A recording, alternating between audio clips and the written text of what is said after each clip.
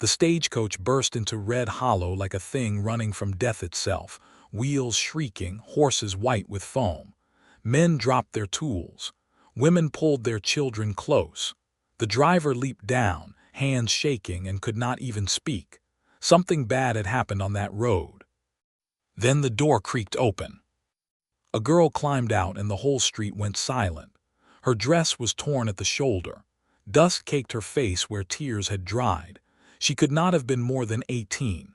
Her eyes darted from face to face, wild and quick, like a deer counting wolves. Nobody moved to help her. In Red Hollow, strangers meant trouble, and trouble was expensive. Then she did something nobody expected. She grabbed the driver's rifle from the seat beside him, spun around, and pointed it straight down the empty road behind the coach. Her hands trembled, but she held her ground, feet planted in the dirt like she meant to shoot the very wind if it followed her into town. A few men laughed. An old woman on the porch snorted and shook her head. "Look at that," someone muttered. "Girl thinks she's Wild Bill." But nobody laughed at her eyes. Jake Colton had been leaning against the livery post, watching. He did not laugh. He had seen that look before on soldiers, on himself. That was not madness. That was a person who had learned the hard way that safety was not free. He walked toward her slowly, palms open, the way a man walks toward a spooked mare. "Nobody's coming down that road," he said quietly. "Not tonight." The girl did not lower the rifle. Her arms shook harder now. "You don't know that." "No," Jake admitted. "But you can put the gun down. I'll watch the road myself." For a long moment she just stared at him, breathing hard, deciding whether he was one more danger or something else entirely. Then slowly her arms began to fall.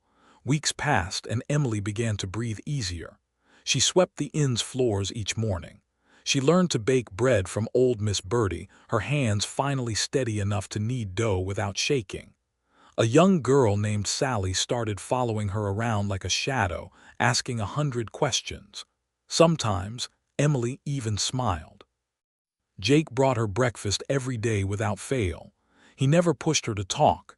He just showed up, quiet and steady like the sunrise. One evening, Emily told him small pieces of her past. Her father's death, her cruel uncle, the night she climbed out a window with nothing but a bag and fear in her chest. "You were brave," Jake said simply. Nobody had ever called her brave before. She had only ever been called a burden. But peace never stayed long in a town like this. A stranger rode in one dusty afternoon. He wore a black hat pulled low and a smile that never reached his eyes. At the saloon, he leaned against the bar and asked easy questions.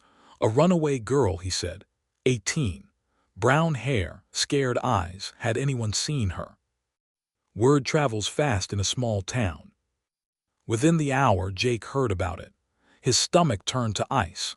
He walked straight to the inn kitchen, where Emily was humming softly, kneading dough for the morning bread. She saw his face and her humming stopped. "He found me," she whispered, "didn't he?" Jake did not lie. "A man's been asking questions. I don't know for certain it's your uncle's man, but we should be careful." Emily's hands began to shake again, the dough forgotten.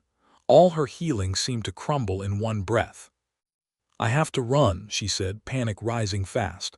"Tonight before he—" "No," Jake's voice was firm but gentle. He took her trembling hands in his. "You're not running anymore, not alone." She searched his face for doubt. She found none. "This man works for my uncle," she whispered. "He won't stop." "Then he goes through me first," Jake said. For the first time since she arrived, Emily did not feel like running. She felt like standing her ground. The stranger's name was Cole Bragg, a hired gun sent by Emily's uncle to bring her back, dead or alive, whichever proved easier. He found the inn by the second night. He waited in the shadows across the street, watching, counting the hours, planning his move. Jake felt trouble coming before it arrived. The air had that heavy stillness, like the moment before a storm breaks. He gathered Sheriff Tom Wexler, an honest lawman, and Big Pete, the blacksmith with arms like tree trunks. He cleaned his rifle and checked it twice. "She's not going anywhere with that man," Jake told them. "Not while I'm breathing." That night the town fell unnaturally quiet. Even the crickets seemed to hold their breath. Emily sat in her room, gripping the small knife Jake had given her, her heart slamming against her ribs. She heard boots on the stairs below, slow and certain. Then a cold voice cut through the darkness from the street. "Emily, your uncle sent me to fetch you home. Come quiet and nobody gets hurt." Her blood turned to ice. She knew that voice from her nightmares.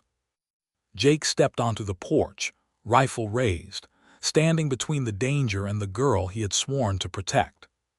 "She's not going anywhere with you," Jake said, steady despite his racing pulse. Cole smiled, cold and sure of himself. "This ain't your fight, Cowboy. Step aside or I put a hole through you." "Try it," Jake said. Nobody moved. The whole street seemed to hold its breath, waiting for the storm to break. Then Cole's hand darted toward his gun. Jake was faster. A shot cracked through the night air. Cole crumpled, wounded in the shoulder, his gun spinning away into the dirt. Sheriff Wexler rushed forward and pinned him down before he could reach for anything else. "Tell her uncle she's free now," Jake said, breathing hard. "Send anyone else, they'll get the same welcome." Upstairs, Emily had watched it all through her window, tears streaming down her face. Not fear this time. Relief. She ran down the stairs, straight into Jake's arms. "You came for me," she whispered. "Always," Jake said softly. "You're not alone any more." Weeks passed after that terrible night. Cole Bragg sat locked in a jail cell in the next county over.